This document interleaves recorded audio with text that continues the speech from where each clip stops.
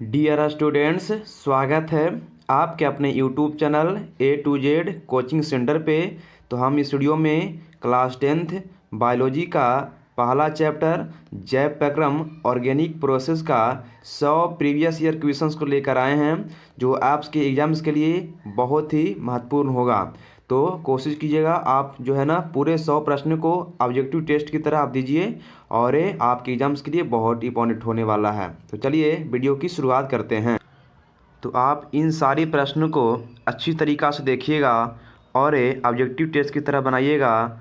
और बता दें आपको कि इसी तरह से हम आपको सभी सब्जेक्ट का चैप्टर बाय वीडियो लाएंगे, आपके एग्ज़ाम्स में बहुत ही काम आएगा।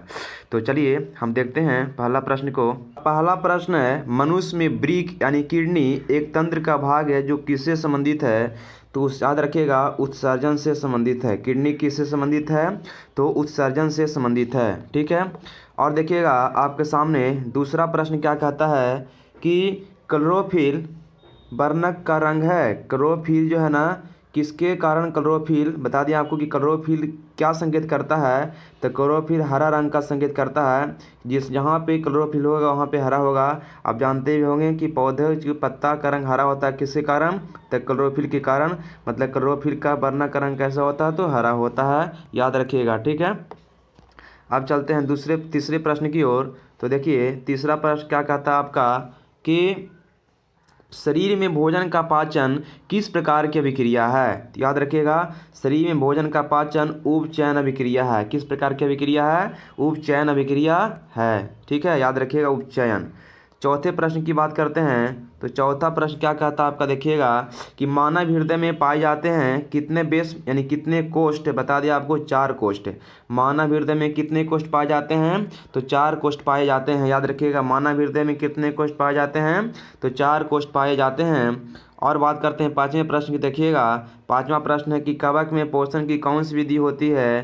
कवक में किस विधि के द्वारा पोषण होता है? याद रखिएगा मृत जीवी यानी कि मृत्युपजीवी के द्वारा कवक पोषण करता है। कवक एक प्रकार का मृत्युपजीवी है, मतलब कि मरे हुए जीवों का के द्वारा पोषण अपना करता है। ठीक, याद रखिएगा मृत्युपजीवी। और अगला प्रश्न देखिएगा 6 नंबर प्रश्न क्या कहता है आपके सामने कि रेजिन एवं गोंद कहाँ संचित रहता है? रेजिन एवं गोंद कहाँ संचित रहता है? तो याद रखिएगा पुराने जाइलम में। रेजिन एवं गोंद कहाँ संचित रहता है? तो पुराने जाइलम में। अगला प्रश्न की बात करते हैं। तो देखिएगा प्रश्न नंबर 7 क्या आपके सामने है, रक्त क्या है? रक्त क्या है? तो बता दें आपको रक्त एक प्रकार का उत्तक है। उत्तक में भी कौन सा उत्तक है? तो तरल संयोजी उत्तक है। कौन सी उत्तक है? संयोजी उत्तक है। और संयोजी उत्तक में कौन सी है? तो तरल संयोजी उत्तक है। याद रखिएगा रक्त एक प्रकार का तरल संयोजी उत्तक है। अगला देखिएगा अगला प्रश्न आपका क्या है कि निम्नलिखित में कौन उत्सर्जी अंग है? कौन उत्सर्जी अंग है? तो वृक्क मतलब किडनी जो है उत्सर्जी अंग है। किडनी क्या है? उत्सर्जी अंग है। प्रश्न नंबर 9 देखिएगा। 9वां कहता है कि मत्स्य का मुख्य श्वसन अंग क्या है? मत्स्य का मुख्य श्वसन अंग क्या है? तो इसका ऑप्शन आपके सामने यहाँ पे है। मत्स्य का मुख्य श्वसन अंग क्या है? तो देखिएगा मत्स्य का मुख्य श्वसन अंग क्या है? गिल से गलफड़ा है। मछली का श्वसन अंग क्या होता है? तो गलफड़ा मतलब गिल्स होता है। ठीक है ना। चलिए अगले प्रश्न की बात करते हैं। तो अगला प्रश्न आपका 10 नंबर क्या कहता है कि देखिएगा 10वां प्रश्न कहता है कि पौधों के निष्कासन के लिए पौधों में गैस निष्कासन के लिए किस प्रकार का उपयोग होता है? तो किस विधि का क्रिया का उपयोग होता है? याद रखिएगा कि पौधों में गैसों के निष्कासन के लिए विसरण विधि का उपयोग किया जाता है। पौधों में गैसों का निष्कासन के लिए विसरण विधि का उपयोग किया जाता है। चलिए अगले प्रश्न की बात करते हैं। तो देखिएगा 11वां नंबर प्रश्न क्या है, पौधों में बाष्पोत्सर्जन किस भाग में होता है? ये बाष्पोत्सर्जन, ठीक है ना। पौधों में बाष्पोत्सर्जन किस भाग में होता है? याद रखिएगा पत्ता में होता है बाष्पोत्सर्जन की क्रिया। ठीक है, बाष्पोत्सर्जन की क्रिया कहाँ होती है? पेड़ में, तो पत्ता में होती है। याद रखिएगा, बहुत इंपॉर्टेंट प्रश्न है। अगला प्रश्न क्या कहता है आपके सामने, देखिएगा कि प्रकाश संश्लेषण द्वारा किसकी प्राप्ति होती है? तो प्रकाश संश्लेषण द्वारा ग्लूकोज की प्राप्ति होती है। ग्लूकोज का सूत्र क्या होता है? C6H12O6। याद रखिएगा ग्लूकोज का सूत्र होता है 6 6 H12O 6 और वो इसमें टोटल कितने परमाणु हो गए, सबके जोड़िएगा तो 24 हो जाएगा। 6 12 6 18 6 24, यानी ग्लूकोज में कुल कितने परमाणु होते हैं, तो 24 परमाणु होते हैं। चलिए अगले प्रश्न की बात करते हैं। प्रश्न नंबर 13 की बात कर देखिएगा क्या कहता है कि रक्षी कोशिकाएं पाई जाती है। रक्षी कोशिकाएं कहाँ पाई जाती है, तो पेड़ के पत्तियों में पाई जाती है रक्षी कोशिकाएं। याद रखिएगा, रक्षी कोशिकाएं पाई जाती है कहाँ, तो पेड़ के पत्तियों में पाई जाती है। प्रश्न नंबर 14 की बात कर देखिएगा, मानव हृदय में कितने कोष्ठक होते हैं। मानव हृदय में कितने कोष्ठक होते हैं, 4 कोष्ठक होते हैं। कितने होते हैं, 4 कोष्ठक, माने 4 चैम्बर होते हैं। याद रखिएगा, मानव हृदय में कितने कोष्ठक होते हैं, तो 4 कोष्ठक होते हैं, 4 चैम्बर होते हैं। मानव रक्त में उपस्थित यात्रा की समान मात्रा होती है। मानव रक्त में उपस्थित यात्रा की समान मात्रा होती है कितना, तो 20 mg, 20 मिलीग्राम। mg मतलब मिलीग्राम, याद रखिएगा 20 mg 20 मिलीग्राम। ठीक है, चलते हैं अगले प्रश्न की ओर। प्रश्न नंबर 13 की अगर बात करें तो देखिएगा 30 नंबर प्रश्न आपके सामने क्या कहता है। 30 नंबर प्रश्न कहता है कि श्वसन की क्रिया के दौरान, क्या कहता है कि श्वसन की क्रिया के दौरान कितनी प्रतिशत ऊर्जा ताप के रूप में निष्कासित होती है। श्वसन की क्रिया के दौरान कितनी प्रतिशत ऊर्जा, कितनी प्रतिशत ऊर्जा निष्कासित होती है, याद रखिएगा 20%। याद रखिएगा 20% जो ऊर्जा निष्कासित होती है। प्रश्न नंबर 17 की बात करें तो देखिएगा क्या कहता है कि पौधों के वायवीय भागों में जल के निष्कर्षण की क्रिया कहलाती है। तो याद रखिएगा बाष्पोत्सर्जन। ये क्या लिखा हुआ है, बाष्पोत्सर्जन।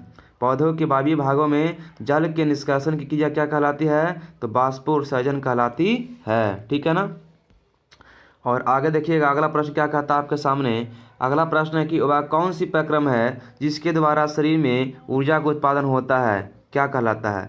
माने शरीर में ऊर्जा का उत्पादन किस विधि के द्वारा होता है, तो श्वसन के द्वारा होता है। हमारे शरीर में, मानव शरीर में ऊर्जा का उत्पादन होता है किस विधि के द्वारा, तो श्वसन के द्वारा होता है। याद रखिएगा, ठीक है ना।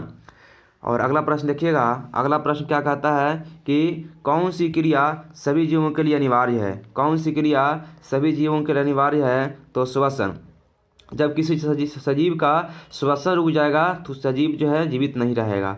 मतलब श्वसन सबके लिए अनिवार्य है। ठीक है ना, याद रखिए श्वसन सबके लिए अनिवार्य है। प्रश्न नंबर अगला बात करें 20 की, तो मैग्नीशियम पाया जाता है कहाँ पे, तो लाल रक्त कण में पाया जाता है। आरबीसी में पाया जाता है लाल रक्त कण, आरबीसी है ना। लाल रक्त को कणिकाएं का होता है आरबीसी, रेड ब्लड सेल। तो आरबीसी में मैग्नीशियम पाया जाता है। याद रखिएगा आरबीसी में मैग्नीशियम पाया जाता है। प्रश्न नंबर 21 की बात करें तो देखिएगा क्या कहता है कि कोशिका झिल्ली किस प्रकार की झिल्ली है। कोशिका झिल्ली किस प्रकार की झिल्ली है, याद रखिएगा अर्धपारगम्य झिल्ली है। कोशिका झिल्ली किस प्रकार की झिल्ली है, तो अर्धपारगम्य झिल्ली है। ठीक है ना। चलिए बात करते हैं अगले प्रश्न की ओर। तो 22 नंबर प्रश्न क्या कहता है, देखिएगा 22 नंबर प्रश्न आपके सामने है कि दही के जमने में कौन सी क्रिया होती है। तो दही के जमना किण्वन होता है। दही के जमना में कौन सी क्रिया होती है, तो किण्वन होती है। याद रखिएगा दही के जमना किण्वन का उदाहरण है। अगला है कि मानव हृदय में पाए जाते हैं कितने बेस में, तो 4 बेस में। 4 बेस बोलिए या 4 कोष्ठ बोलिए या 4 चैम्बर बोलिए। ठीक है ना। तो मानव हृदय में 4 बेस में 4 कोष्ठ 4 चैम्बर पाए जाते हैं। 24 की बात करें देखिएगा क्या कहता है कि मानव में डायलिसिस थैली है नेफ्रॉन। डायलिसिस थैली है नेफ्रॉन, यानी कि जो कि नेफ्रॉन क्या है, तो किडनी की सबसे छोटी इकाई। नेफ्रॉन जो है किडनी की रचनात्मक एवं कार्यात्मक इकाई है। मतलब किडनी के रचनात्मक एवं कार्यात्मक इकाई को नेफ्रॉन कहा जाता है। तो नेफ्रॉन जो है मानव में डायलिसिस थैली का उदाहरण है। याद रखिएगा, ठीक है ना, नेफ्रॉन जो किडनी का इकाई कहलाती है। चलिए अगले प्रश्न की बात करते हैं। तो अगला प्रश्न क्या कहता है कि देखिएगा रक्त में आयरन की कमी से होने वाला कौन सी रोग है। रक्त में आयरन की कमी से कौन सी रोग होती है, एनीमिया होती है ना। आयरन की कमी से कौन सी रोग होती है, एनीमिया होती है। याद 26 नंबर प्रश्न आपका है स्वपोषी पोषण के लिए आवश्यक है। स्वपोषी पोषण के लिए क्या आवश्यक है, तो क्लोरोफिल, कार्बन डाइऑक्साइड, सूर्य का प्रकाश और जल, यानी सब ये उपरोक्त सभी आपका हो जाएगा। यानी स्वपोषी के लिए आपका इनमें से सभी आवश्यक है, सभी आवश्यक है ना। याद रखिएगा स्वपोषी के लिए। चलिए अगले प्रश्न की बात करते हैं।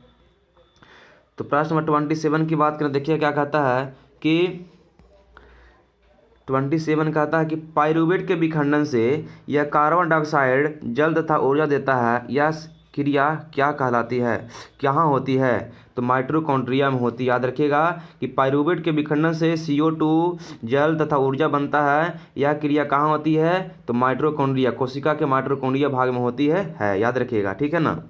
चलिए अगली बात करते हैं। अगला प्रश्न क्या कहता है आपके सामने? अगला प्रश्न है कि पादप में जाइलम उत्तरदायी किसके लिए है? पादप में जाइलम उत्तरदायी किसके लिए है? तो ऑप्शंस आपके सामने है। पादप में जाइलम उत्तरदायी किसके लिए है? तो देखिएगा, जल का वहन के लिए। पादप में जाइलम किसके लिए उत्तरदायी है? तो जल का वहन के लिए, मैं जल का परिवहन करता है। जाइलम उत्तर, जा से जाइलम, जा से जल, ठीक है। जा से जाइलम, जा से जल, यानी कि पौधों में जो जाइलम उत्तक होता है ना, वह जमीन से नीचे से ऊपर पानी को क्या करता है? अवशोषण करता है, पौधे के विभिन्न भाग में पहुंचाता है। तो जाइलम उत्तक जल का परिवहन करता है, वहन करता है। याद रखिएगा। अगले प्रश्न की बात करते हैं। देखिएगा क्या कहता है अगला प्रश्न।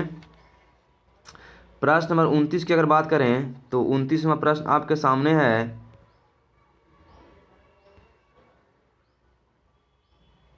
देखिएगा 29वां प्रश्न क्या कहता है? कुटपाद किसमें पाया जाता है? कुटपाद किसमें पाया जाता है? तो याद रखिएगा, अमीबा में। अमीबा में कुटपाद पाया जाता है, ठीक है। चलिए अगले प्रश्न की बात करते हैं। देखिएगा अगला प्रश्न है कि अस्टोमाटा पौधे के किस अंग में पाया जाता है? अस्टोमाटा पौधे के किस अंग में पाया जाता है? तो याद रखिएगा, पत्तियों में। पौधे के पत्तियों में अस्टोमाटा होता है, जिस अस्टोमाटा के हिंदी वायुरंध्र होता है। क्या होता है? वायुरंध्र, ठीक है ना। चलिए अगले प्रश्न की बात करते हैं। तो अगला प्रश्न आपके सामने क्या कहता है? देखिएगा, मानव हृदय का औसत प्रकुंचन दाब कितना लगभग होता है? तो याद रखिएगा 120 mmHg। 120 mmHg होता है मानव हृदय का औसत प्रकुंचन दाब। अगला प्रश्न आपके सामने कहता है 32 नंबर। देखिएगा कि इनमें कौन प्रकाश संश्लेषी अंग है? तो प्रकाश संश्लेषी अंग कौन है? हरित लवक। हरित लवक जो है आपका प्रकाश संश्लेषी अंग है। और अगला प्रश्न आपके सामने क्या कहता है? देखिएगा कि बाष्पोत्सर्जन कैसी प्रक्रिया है? बाष्पोत्सर्जन एक भौतिक प्रक्रिया। याद रखिएगा, बाष्पोत्सर्जन एक भौतिक प्रक्रिया है, ठीक है ना। बाष्पोत्सर्जन एक भौतिक प्रक्रिया है। और अगला प्रश्न आपके सामने क्या कहता है कि शरीर में भोजन का पचना किस प्रकार की अभिक्रिया है? शरीर में भोजन का पचना किस प्रकार की अभिक्रिया है? तो ऑप्शन आपके सामने है। शरीर में भोजन का पचना किस प्रकार की अभिक्रिया है? तो ऑप्शन आपके सामने, इसका आंसर होगा ऑक्सीकरण। ऑप्शन के अनुसार आपका आंसर होगा ऑक्सीकरण। ऐसे उपचयन भी होता है, याद रखिएगा, उपचयन। शरीर में भोजन का पचना उपचयन बोले या तो ऑक्सीकरण बोले, ठीक है ना। दोनों आपका राइट आंसर होगा। चलिए अगला प्रश्न की बात करते हैं। प्रश्न नंबर 35 की बात कर देखिएगा, जठर ग्रंथियाँ कहाँ पाई जाती है? जठर ग्रंथियाँ कहाँ पाई जाती है? अमाशय में। जठर ग्रंथि कहाँ पाई जाती है? अमाशय में पाई जाती है, स्टोमक में पाई जाती है। और अगला प्रश्न आपके सामने कहता है कि देखिएगा, प्रकाश संश्लेषी अंगक कौन है? तो यहाँ पे आपका आंसर हो जाएगा हरित लवक। हरित लवक जो है प्रकाश संश्लेषी अंगक कहलाता है, ठीक है। और अगला प्रश्न आपका है 37 नंबर। देखिएगा क्या कहता है कि प्रकाश संश्लेषण क्रिया में ऑक्सीजन बाहर निकलता है, किससे निकलता है? तो जल से।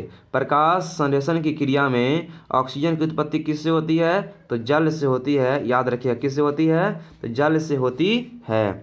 अगला प्रश्न आपके सामने कहता है 38 नंबर। देखिएगा कि स्वपोषी पोषण के लिए आवश्यक है। स्वपोषी पोषण के लिए यहाँ पे क्या आवश्यक है? तो आपका ऑप्शन के अनुसार क्या हो जाएगा? सूर्य का प्रकाश। सौर प्रकाश माने सूर्य का प्रकाश, है ना। स्वपोषी पोषण के लिए आवश्यक है। ऑप्शन के अनुसार आपका सूर्य का प्रकाश हो जाएगा। ऐसे क्लोरोफिल भी होती है, लेकिन यहाँ पे ऑप्शन के अनुसार आपका सूर्य का प्रकाश ही होगा, ठीक है। यहाँ पे दलपुंज तो वहाँ पे होगा नहीं करेगा। अगला प्रश्न देखिएगा 39वां प्रश्न की बात करें तो कहता आपका, इनमें किसके द्वारा अमीबा में भोजन का अंतःग्रहण होता है? अंतःग्रहण लिखिएगा, अंतःग्रहण होता है। तो केंद्रक, याद रखिए, केंद्रक में किसके द्वारा अमीबा में भोजन का अंतःग्रहण होता है? तो केंद्रक के द्वारा अमीबा में भोजन का अंतःग्रहण होता है, ठीक है ना। चलिए प्रश्न नंबर 40 की बात करते हैं। तो 40 नंबर प्रश्न आपके सामने क्या कहता है? देखिएगा, कहता है कि प्रकृति में ऑक्सीजन का संतुलन कैसे बना रहता है? तो याद रखिएगा प्रकाश संश्लेषण के द्वारा, प्रकाश संश्लेषण के द्वारा ऑक्सीजन का संतुलन बन रहता है। अगर प्रकाश संश्लेषण क्रिया नहीं होगी तो ऑक्सीजन का संतुलन बिगड़ जाएगा, जिसके कारण पर्यावरण का स्थिति बिगड़ जाएगी। अगला प्रश्न की बात करते हैं 41 के। देखिएगा क्या कहता है कि कूटपाद किसमें पाया जाता है। कूटपाद किसमें पाया जाता है, याद रखिएगा अमीबा में। कूटपाद किसमें पाया जाता है, अमीबा में कूटपाद पाया जाता है। कूटपाद किसमें पाया जाता है, अमीबा में पाया जाता है। रक्त में हल्के पीले रंग के चिपचिपे द्रव को क्या कहते हैं। रक्त में हल्के पीले रंग के चिपचिपे द्रव को क्या कहते हैं, तो आपका आंसर होगा प्लाज्मा। क्या कहते हैं, प्लाज्मा कहा जाता है। अगला प्रश्न क्या कहता है, देखिएगा अगला प्रश्न है कि मनुष्य में वृक्क संबंधित है। मनुष्य में वृक्क मतलब किडनी किससे संबंधित है, उत्सर्जन से संबंधित है। ये आपको पहले क्वेश्चन करवा दिए हैं। मनुष्य में वृक्क किडनी किससे संबंधित है, उत्सर्जन से संबंधित है। अगला प्रश्न देखिएगा, प्रश्न नंबर 44 क्या बोलता है। 44 का कहना है कि वृक्क के संरचनात्मक एवं क्रियात्मक इकाई को क्या कहा जाता है, तो नेफ्रॉन कहा जाता है। किडनी के मतलब वृक्क के रचनात्मक एवं क्रियात्मक इकाई को क्या कहते हैं, नेफ्रॉन कहते हैं। और मतलब ये हुआ कि किडनी यानी वृक्क के इकाई को क्या कहते हैं, सबसे छोटी इकाई को, तो नेफ्रॉन कहा जाता है। प्रश्न नंबर 45 देखिएगा। 45 नंबर प्रश्न कहता है कि खुला परिसंचरण तंत्र किसमें पाया जाता है। खुला परिसंचरण तंत्र कॉकरोच में पाया जाता है। याद रखिएगा कॉकरोच में खुला परिसंचरण तंत्र पाया जाता है। प्रश्न नंबर अगर 46 की अगर बात करें तो देखिएगा क्या कहता है, कोशिका झिल्ली किस प्रकार की झिल्ली है। तो कोशिका झिल्ली एक प्रकार का अर्धपारगम्य झिल्ली है। कोशिका झिल्ली एक प्रकार का अर्धपारगम्य झिल्ली है, ठीक है ना। और अगला प्रश्न है, प्रश्न नंबर 47 की बात करें तो देखिएगा कहता है पौधों में पाए जाने वाला गाढ़ा, ये क्या हो, गाढ़ा एवं दुधिया उत्सर्जी तरल पदार्थ को क्या कहते हैं, उत्सर्जी होगा, ठीक है। उत्सर्जी तरल पदार्थ को क्या कहते हैं। पौधे में पाए जाने वाला गाढ़ा तथा दुधिया उत्सर्जी तरल पदार्थ को क्या कहा जाता है, लैटेक्स कहा जाता है। क्या कहा जाता है, लैटेक्स कहा जाता है, याद रखिएगा। प्रश्न नंबर 48 की बात करें तो देखिएगा क्या कहता है। प्रश्न नंबर 48 की अगर बात करें तो आपके सामने है,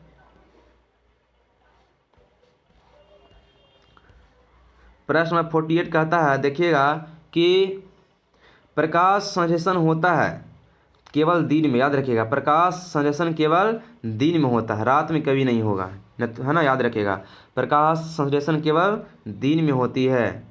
49 नंबर की प्रश्न की बात करें देखिएगा कहता है प्रकृति में ऑक्सीजन का संतुलन कैसे बना रहता है, तो प्रकाश संश्लेषण से ऑक्सीजन का संतुलन बना रहता है।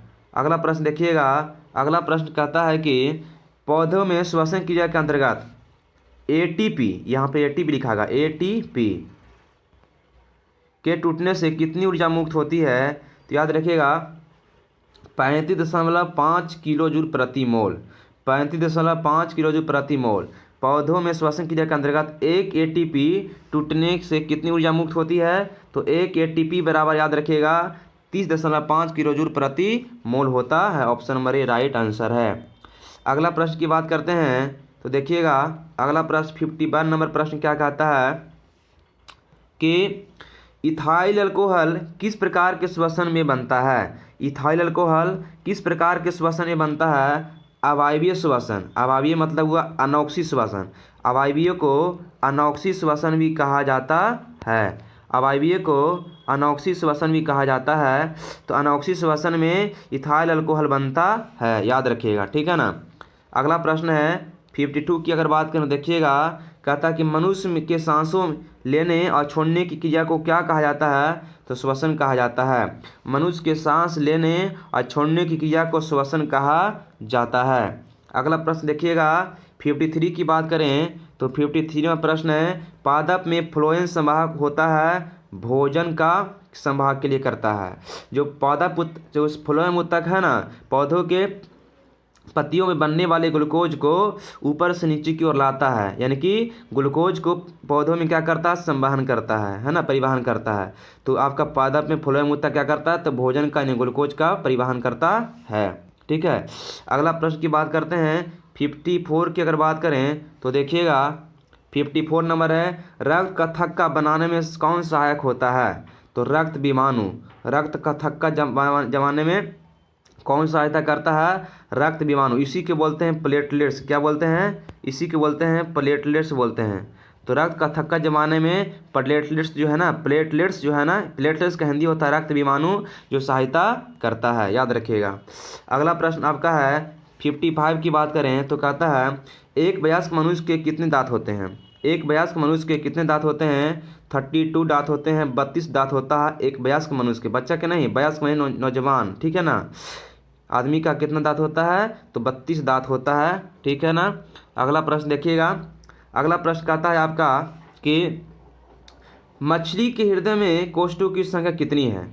मछली के हृदय में कोष्ठ चैम्बर कितने होते हैं, तो याद रखिएगा, आपको बता दें कि मछली के हृदय में 2 कोष्ठ होते हैं। कितने कोष्ठ होते हैं, मछली के हृदय में 2 कोष्ठ होते हैं, ठीक है। अगला प्रश्न देखिएगा, अगला प्रश्न आपका क्या कहता है कि निम्नलिखित में कौन अमीनो अम्ल के विखंडन से बनता है, तो बता दिया आपको बी और सी, मतलब CO कार्बन मोनोऑक्साइड और NH3 अमोनिया गैस, ये दोनों जो है आपका अमीनो अम्ल के विखंडन से बनता है, याद रखिएगा।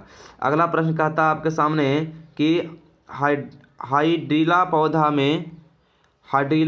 में रंध्र कहाँ पाए जाते हैं। हाइड्रीला पौधा में रंध्र कहाँ पाए जाते हैं, तो पत्तियों में पाए जाते हैं, ठीक है ना। अगला प्रश्न की बात करते हैं तो देखिएगा पाचन की क्रिया पूर्ण कहाँ होती है, मतलब कि भोजन पूर्व से कहाँ पच जाता है, तो छोटी आंत में, याद रखिएगा। छोटी आंत में भोजन का पूर्ण पाचन होता है। भोजन का पूर्ण पाचन कहाँ होता है, छोटी आंत में। और ये याद रखिएगा कि ग्लूकोज की अणुओं का अवशोषण कहाँ होता है भोजन का, तो छोटी आंत में ही होता है, जिससे हमको ऊर्जा की प्राप्ति होती है। तो छोटी आंत में भोजन का अवशोषण भी होता है और छोटी आंत में भोजन का पूर्ण पाचन भी होता है, याद रखिएगा, ठीक है ना।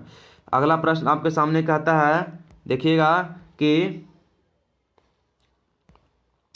अगला प्रश्न है छोटी आंत की दीवार में पाई जाने वाली ग्रंथियों के स्राव को क्या कहते हैं। तो याद रखिएगा, छोटी आंत की दीवार में पाई जाने वाली ग्रंथियों के स्राव को कहते हैं आपका आंत्रस और सक्सस एंटेरिकस। सक्सस एंटेरिकस दोनों कहते हैं, मतलब आपका ये अभी आपका राइट आंसर हो जाएगा, ठीक है ना। अगला प्रश्न देखिएगा, प्रश्न नंबर 61 की बात करते हैं तो 61 नंबर प्रश्न क्या कहता है कि निम्नलिखित में जठर ग्रंथि की कौन सी कोशिका हाइड्रोक्लोरिक अम्ल का स्राव करती है। जठर ग्रंथि की कौन सी कोशिका जो है हाइड्रोक्लोरिक अम्ल का स्राव करती है, तो भित्तीय कोशिका। जठर ग्रंथि कहाँ पाई जाती है, तो अमाशय में पाई जाती है। जिस जो भित्तीय कोशिका होती है इससे हाइड्रोक्लोरिक अम्ल की उत्पत्ति होती है, यानी हमारे अमाशय में HCl अम्ल पाया जाता है, गैसीय अवस्था में पाया जाता है, याद रखिएगा, गैसीय अवस्था में पाया जाता है। बात करते हैं अगले प्रश्न की ओर, तो अगला प्रश्न क्या कहता है देखिएगा, अगला प्रश्न आपके सामने कहता है कि मनुष्य के मुख गुहा में कितने जोड़ी लाल ग्रंथियां पाई जाती है। तो याद रखिएगा 3 जोड़ी। मनुष्य के मुख गुहा में 3 जोड़ी लाल ग्रंथियां पाई जाती है, 3 जोड़ी लाल ग्रंथियां पाई जाती है। अगला प्रश्न आपके सामने कहता है कि स्वाद कनिकाएँ पाई जाती है। स्वाद कनिकाएँ होगा। स्वाद कनिकाएँ कहाँ पाई जाती है, तो जीव के ऊपरी सतह पर। जीव के ऊपरी सतह पर पैपीला, जिसको हम लोग स्वाद कनिका को क्या बोलते हैं, पैपीला कहते हैं। तो रोएदार जीव की सतह पर रोएदार संरचना पाई जाती है, जिससे पैपीला कहा जाता है, और यही पैपीला जो है स्वाद का पता करता है, इसलिए इसको स्वाद कनिका कहा जाता है। तो स्वाद कनिका कहाँ होती है, जीव के ऊपरी सतह पर। इसका भी 3 भाग होता है, ठीक है ना। पैपीला का 3 भाग होता है, सर्कमवैलेट इस प्रकार से, और आपका है 3 भाग, ठीक है ना, याद रखिएगा।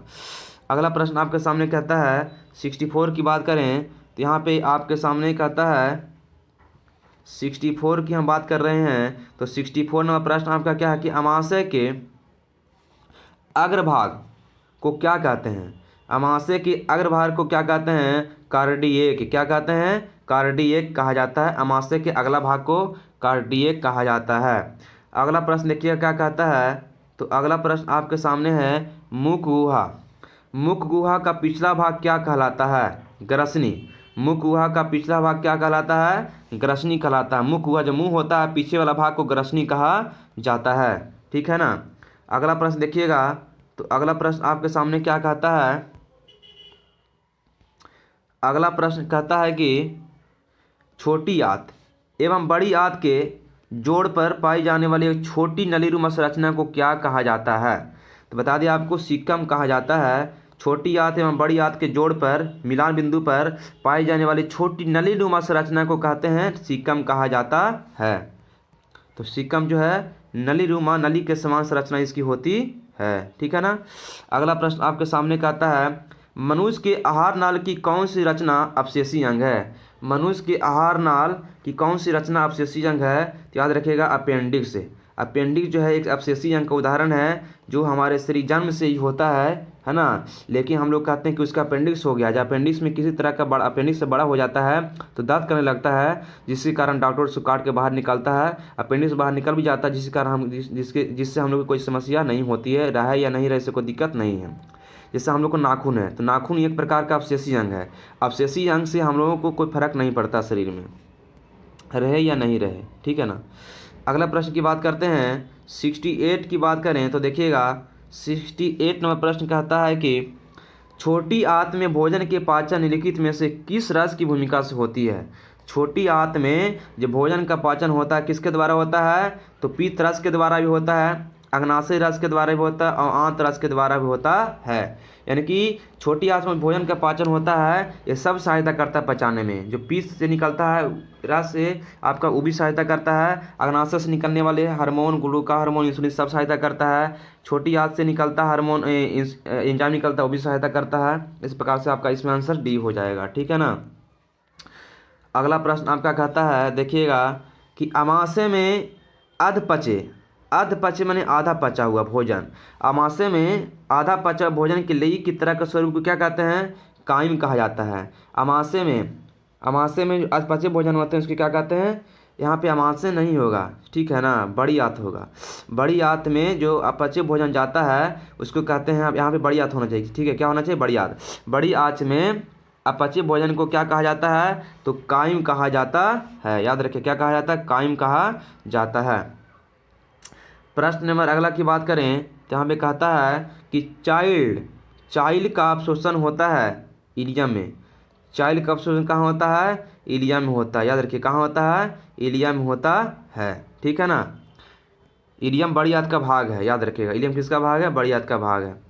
अगला प्रश्न है कि दंत अस्थि क्षय का कारण है। तो दांत हम लोगों का क्षय हो जाता है, उसका कारण क्या है? दांत पर पीला पड़ जाता है, उसका कारण क्या है? तो मीठी चीज़ का खाना, ज़्यादा मीठा खाना, बैक्टीरिया द्वारा आम निर्माण करना, जो बैक्टीरिया जो आम का निर्माण कर देगा, दांतों की सफाई न करना, ये सब कारण हो जाता है। ऑप्शन नंबर आपका डी हो जाएगा राइट आंसर। ठीक है ना। प्रश्न नंबर 72 की बात करें तो प्रश्न कहता है कि डेंटाइन के ऊपर दांतों की सुरक्षा हेतु पाई जाने वाली कठोर पदार्थ को क्या कहते हैं? इनामेल कहा जाता है। इनामेल कहा जाता है, जो हमारे शरीर की सबसे कठोर पदार्थ है। हमारे शरीर की सबसे कठोर पदार्थ है इनामेल, जो दांत के सबसे ऊपरी भाग पर पाया जाता है। और अगला प्रश्न कहता है देखिएगा कि मानव शरीर में सबसे बड़ी ग्रंथि के रूप में जाना जाता है। ये मानव शरीर का सबसे बड़ी ग्रंथि कौन सी है? तो बता दें आपको यकृत। कौन सी ग्रंथि है? मानव शरीर की सबसे बड़ी ग्रंथि कौन सी है? यकृत, जिसको हम लीवर भी कहते हैं। मानव शरीर की सबसे बड़ी ग्रंथि कौन सी है? यकृत, जिसको हम लीवर भी कहते हैं। ठीक है ना। चलते हैं अगले प्रश्न की ओर। तो अगला प्रश्न आपके सामने है 74 नंबर देखिएगा। कहता है कि पैरामीशिया में पाई जाने वाली पोषण विधि को क्या कहते हैं? पैरामीशिया में किस विधि के द्वारा पोषण होता है? तो प्राणी सदृश्य, इसको लिखेंगे प्राणी सदृश्य, प्राणी सदृश्य विधि के द्वारा पोषण होता है। और याद रखिएगा पैरामीशिया में विषम पोषण के द्वारा पोषण होता है। विषम पोषण के द्वारा पोषण होता है, और विषम पोषण में भी प्राणी सदृश के द्वारा होता है। और अगला आपका प्रश्न कहता है कि देखिएगा क्या कहता है। अगला प्रश्न आपके सामने है कि अमीबा का अमीबा का मुख्य भोजन अंग है? अमीबा का मुख्य भोजन है? अमीबा का मुख्य भोजन क्या है? तो सवाल के टुकड़ा भी है, डायटम एवं एकोशिकीय जीव भी है और बैक्टीरिया भी है। इनमें से सभी आपका राइट आंसर। अमीबा जो है इस सभी चीज़ को खाता है। चलिए, तो आप जो है वीडियो का अगर आपको पसंद आ रहा होगा तो वीडियो को लाइक और दोस्तों के पास शेयर जरूर कीजिएगा और कमेंट करके हमको जरूर बताइएगा कि वीडियो आपको कैसा लगा है और क्या आपको इस तरह के वीडियो चाहिए, तो आप कमेंट हमको जरूर बताइएगा, ठीक है ना। और अगला प्रश्न आपके सामने कहता है 66 नंबर प्रश्न कहता है कि निम्नलिखित में से किसे प्रकाश संश्लेषी अंगक कहा जाता है? तो पत्ती को ऑप्शन के अनुसार आपके यहाँ पे क्या होगा, पत्ती जो है प्रकाश संश्लेषी अंगक है, ठीक है ना। अगला प्रश्न है यहाँ कि आपका प्रकाश संश्लेषी अंगक है तो पत्ती आपका आंसर हो गया। अगला प्रश्न की बात करते हैं तो देखिएगा, कहता है इनमें से कौन सी रचना द्वारा अमीबा में भोजन का अंतःग्रहण होता है? तो कुटपाद के द्वारा अमीबा में भोजन का अंतःग्रहण होता है। हम बात करते हैं अगले प्रश्न की ओर 78 की बात करें तो देखिएगा क्या कहता है, निम्नलिखित में किस छिद्र द्वारा ग्रसनी ग्रास नली से जुड़ती है? तो निगल द्वार। किसके द्वारा? निगल द्वार द्वारा ग्रसनी जो है ग्रास नली से जुड़ती है, मिलती है। अगला प्रश्न कहता है ग्रहणी किसका भाग है? ग्रहणी जो है किसका भाग है? तो बता दें आपको, ग्रहणी छोटी आंत का एक भाग है। ग्रहणी किसका भाग है? तो एक छोटी आंत का एक भाग है, ठीक है ना। चलते हैं अगले प्रश्न की ओर। तो अगला प्रश्न आपके सामने कहता है कि अगला प्रश्न आपके सामने क्या कहता है, देखिएगा अभी ग्रहणी हो गया और 80 नंबर प्रश्न की बात करते हैं। तो 80 नंबर प्रश्न कहता है प्रकाश संश्लेषी इकाई है। प्रकाश संश्लेषी इकाई क्या है? तो आपका ऑप्शन का अकॉर्डिंग आपको हो जाएगा क्लोरोफिल। क्लोरोफिल जो है प्रकाश संश्लेषी इकाई है, मतलब कि प्रकाश संश्लेषण क्रिया कराने के लिए कौन कौन चाहिए? क्लोरोफिल, सूर्य का प्रकाश, CO2 और H2O। तो प्रकाश संश्लेषण के लिए 4 चीज़ें आवश्यक होती है, तो इसलिए ऑप्शन कौन सा आपका क्लोरोफिल आंसर राइट हो गया। 81 की बात करते हैं तो देखिएगा क्या कहता है, प्रकाश संश्लेषण प्रक्रिया का मुख्य उत्पाद क्या है? मुख्य उत्पाद क्या है? तो ऑक्सीजन है ना। प्रकाश संश्लेषण में ऑक्सीजन की उत्पत्ति होती है। किससे होती है? जल से। याद रखिए, यही महत्वपूर्ण बन जाता है कि प्रकाश संश्लेषण में ऑक्सीजन की उत्पत्ति किससे होती है? तो जल से होती है। बहुत महत्वपूर्ण प्रश्न है। अगले प्रश्न की बात करते हैं तो देखिएगा अगला प्रश्न क्या कहता है आपके सामने। प्रश्न नंबर 82 की बात करें तो देखिएगा, बोलता है कि वह विधि जिसमें पोषक तत्वों को ग्रहण उनका उपयोग अपने वृद्धि एवं जनन के लिए करते हैं क्या कहलाते हैं? पोषण कहलाते हैं। मैंने पोषण की कैसी विधि है? तो पोषण एक ऐसी विधि है जिसमें जीव जो होते हैं पोषक तत्वों को ग्रहण कर उनका अपना वृद्धि एवं जनन के लिए उपयोग करते हैं। यानी पोषण करेंगे तभी जो है जीव जो है विकास कर पाएंगे, वृद्धि कर पाएंगे, अपने आप को जनन के लिए उपयोगी सक्षम कर पाएंगे। अगला प्रश्न कहता है 83 नंबर प्रश्न आपके सामने कि जीवन की उपापचयी क्रियाओं के संचालन के लिए कौन आवश्यक है? जीवन की उपापचयी क्रियाओं के संचालन के लिए कौन आवश्यक है? तो आपका ऑप्शन यहाँ पे दिया गया है, आपके इनमें से सभी हो जाएगा। मतलब शरीर की वृद्धि के लिए भी सही है, जरूरी है। टूटे फूटे ऊतके की मरम्मत के लिए भी जरूरी है। और ऑप्शन आपका एगो था, उसके पहले आपका ऑप्शन ए में क्या था? तो अब जैसा कि अभी आपको ऑप्शन ए में दिख रहा था यहाँ पे कि निरंतर ऊर्जा की आपूर्ति के लिए, तो निरंतर ऊर्जा की आपूर्ति के लिए भी उपापचय क्रिया की जरूरी है हमारे शरीर के लिए, और साथ ही साथ शरीर की वृद्धि के लिए और टूटे फूटे ऊतकों की मरम्मत के लिए उपापचय क्रिया जरूरी है। प्रश्न नंबर 84 की अगर बात करें तो देखिएगा 84 नंबर प्रश्न कहता है कि रक्षी कोशिकाएं पाई जाती है तो पत्तियों में। रक्षी कोशिकाएं कहाँ पाई जाती है? तो पत्तियों में पाई जाती है। अगला प्रश्न कहता है देखिएगा, पेप्टोन पेप्टाइड्स को निम्नलिखित में किस रूप में तोड़ता है?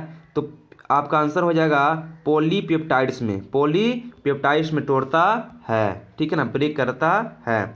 और अगला प्रश्न कहता है कि निम्नलिखित में कौन सजीव के मुख्य लक्षण है? सजीव का मुख्य लक्षण क्या है? तो श्वसन है। सजीव का मुख्य लक्षण क्या है? तो श्वसन है। सजीव का मुख्य लक्षण क्या है? तो श्वसन है, ठीक है ना। सजीव का मुख्य लक्षण क्या है? तो श्वसन है। अगले प्रश्न की बात करते हैं तो देखिएगा, प्रश्न नंबर हम अगर बात करें 87 की तो 87 आपके सामने है, और यह है क्या, कोशिका के किस भाग में सजीवों के सारे गुण विद्यमान होते हैं? तो जीवद्रव्य में। कोशिका के जीवद्रव्य में सजीवों के सारे गुण विद्यमान मौजूद होते हैं, याद रखिएगा। और 88 प्रश्न कहता है वे सारी क्रियाएं जिनके द्वारा जीवों का अनुरक्षण होता है क्या कहलाता है? जैव प्रक्रम कहलाता है। वैसी क्रियाएं जिनके द्वारा जीवों का अनुरक्षण होता है जैव प्रक्रम कहलाता है, याद रखिएगा। ऑर्गेनिक प्रोसेस कहलाता है। और अगला प्रश्न आपका है 89 नंबर प्रश्न कहता है, देखिएगा 89 नंबर प्रश्न क्या है, तो निम्नलिखित में कौन स्वपोषी है? कौन स्वपोषी है? तो आपका आंसर हो जाएगा सभी हरे पौधे। सभी हरे पौधे स्वपोषी होते हैं, अपना भोजन स्वयं बनाते हैं। किसी स्वपोषी किसको कहते हैं? वैसा सजीव जो अपने पोषण के लिए किसी अन्य सजीव पर निर्भर नहीं करता है, उसे स्वपोषी जीव सजीव कहा जाता है। तो सभी हरे पौधे स्वपोषी होते हैं क्योंकि अपना भोजन ये प्रकाश संश्लेषण के द्वारा स्वयं बनाते हैं। अगला प्रश्न कहता है 90 नंबर प्रश्न, देखिएगा 90 नंबर आपके प्रश्न आपके सामने क्या कहता है, प्रकाश संश्लेषण से किस पदार्थ का निर्माण होता है? प्रकाश संश्लेषण से किस पदार्थ का निर्माण होता है? तो आपका आंसर हो जाएगा कार्बोहाइड्रेट। प्रकाश संश्लेषण से किस पदार्थ का निर्माण होता है? तो कार्बोहाइड्रेट का, ग्लूकोज का निर्माण होता है। ग्लूकोज मतलब C6H12O6 और वही कार्बोहाइड्रेट का रूप है। C6H12O6 किसका रूप है? एक कार्बोहाइड्रेट का एक प्रकार है, यानी कि प्रकाश संश्लेषण से कार्बोहाइड्रेट का प्राप्ति होती है, ग्लूकोज की प्राप्ति होती है, बोल सकते हैं हम लोग, ठीक है ना। और अगला प्रश्न आपके सामने है 91 नंबर प्रश्न कहता है कि इनमें से क्या जठर रस में मौजूद नहीं होता है? जठर रस में क्या मौजूद नहीं होता है? तो पीत जो है ना, जठर रस में मौजूद नहीं होता है। और अगला प्रश्न आपके सामने है कि देखिए क्या कहता है, अगला प्रश्न आपके सामने क्या कहता है, देखिएगा अगला प्रश्न है कि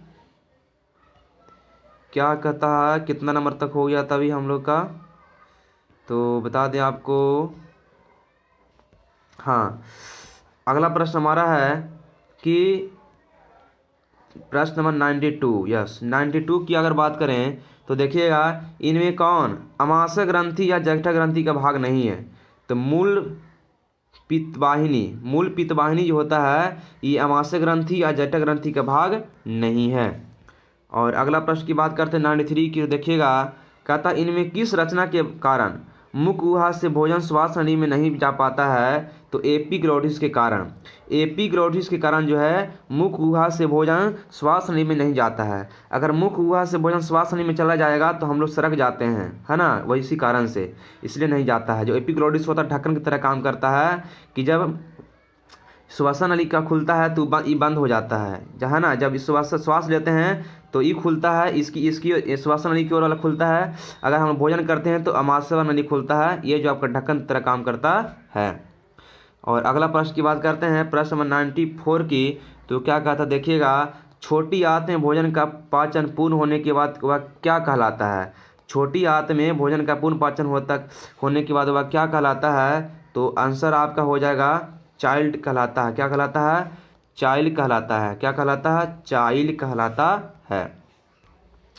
और प्रश्न नंबर 95 की बात करते हैं तो देखिएगा प्रश्न नंबर 95 क्या कहता है, निम्नांकित किस रचना की मदद से अमीबा अपना भोजन ग्रहण करता है? तो कुटपाद के द्वारा अमीबा अपना भोजन प्राप्त करता है। और अगला प्रश्न है निम्नांकित कौन अमीबा में पोषण की क्रियाओं में एक नहीं है?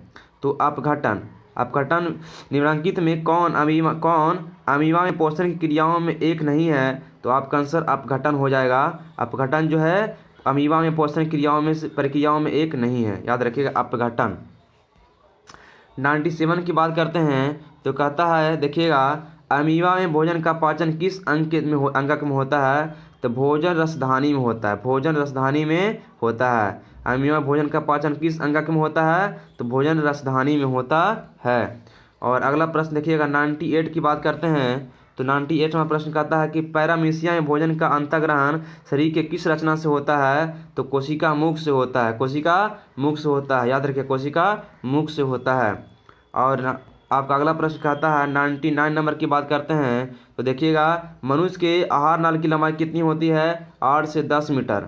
मनुष्य के आहार नाल की लंबाई कितनी होती है? 8 से 10 मीटर होती है। अब प्रश्न नंबर 100 क्या कहता है? निम्न में कौन उत्सर्जी अंग है? निम्न में कौन उत्सर्जी अंग है? तो बता दें आपको कि उत्सर्जी अंग कौन होगा। तो आपको पहला क्वेश्चन सी बताए थे कि जो किडनी है, वृक्क है, उत्सर्जी अंग का उदाहरण है ना। और देखिए प्रश्न नंबर 101 की बात करते हैं। तो प्रश्न नंबर 101 क्या है? प्रश्न नंबर 101 की बात करते हैं। देखिएगा, यूरिया रक्त में कहाँ से प्रवेश करती है? यूरिया रक्त में कहाँ से प्रवेश करती है? तो आपका ऑप्शन है फेफड़ा, यकृत से, श्वास नलिका से, वृक्क से। तो आपका आंसर होगा कि यकृत से, लीवर मतलब, है ना, यकृत मतलब लीवर से, याद रखिएगा। और प्रश्न नंबर 102 की बात करते हैं। तो देखिएगा, प्रश्न नंबर 102 आपका क्या है? प्रश्न नंबर 102 आपका लास्ट प्रश्न इस वीडियो का आपका है। इस वीडियो का आपका लास्ट प्रश्न है। प्रश्न नंबर 102, मनुष्य के शरीर की सबसे बड़ी ग्रंथि कौन सी है? मनुष्य के शरीर की सबसे बड़ी ग्रंथि कौन सी है? तो बता दिया आपको, मनुष्य के शरीर की सबसे बड़ी ग्रंथि आपका लीवर होगा। क्या होगा? लीवर, जिसको हम लोग बोलते हैं यकृत। यकृत जो है, लीवर हमारे शरीर की सबसे बड़ी ग्रंथि है। यकृत हमारे शरीर की सबसे बड़ी ग्रंथि है, लीवर शरीर की हमारे सबसे बड़ी ग्रंथि है। तो इस वीडियो में हमने बायोलॉजी का पहला चैप्टर जैव प्रक्रम का, जो एनसीईआरटी में पहला चैप्टर आपका जैव प्रक्रम है, उसका 102 प्रश्नों को देखा। अगर आप यहाँ तक पहुँच चुके हैं तो हम विश्वास करेंगे कि आपको वीडियो पसंद जरूर आया होगा। आपको वीडियो कैसा लगा कमेंट बॉक्स में अपना विचार दे सकते हैं। अगर आपको वीडियो पसंद आया हो तो वीडियो को लाइक और शेयर कर सकते हैं। और अगर चैनल पे नए हैं तो चैनल को सब्सक्राइब भी कर सकते हैं। मिलते हैं नेक्स्ट वीडियो में। Thanks for watching. जय हिंद, जय भारत, बाय बाय।